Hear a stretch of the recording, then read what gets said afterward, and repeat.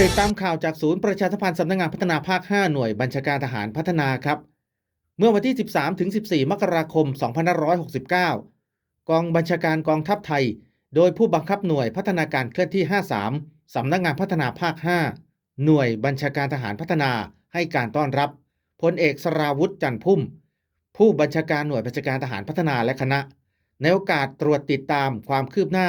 การปฏิบัติงานก่อสร้างเส้นทางยุทธวิธีสนับสนุนกองกำลังสุรนารีงานปรับปรุงโครงสร้างพื้นฐานพื้นที่อำเภอกันทรลักษณ์จังหวัดศรีสะเกษเพื่อเพิ่มประสิทธิภาพในการปฏิบัติภารกิจของกองกำลังสุรนารี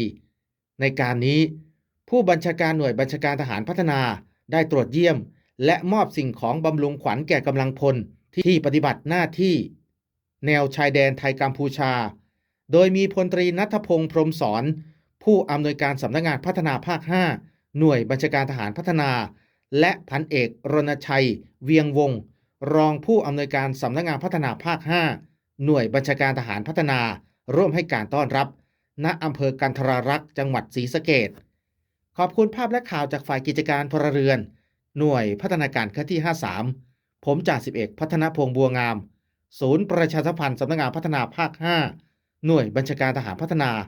รายงานครับ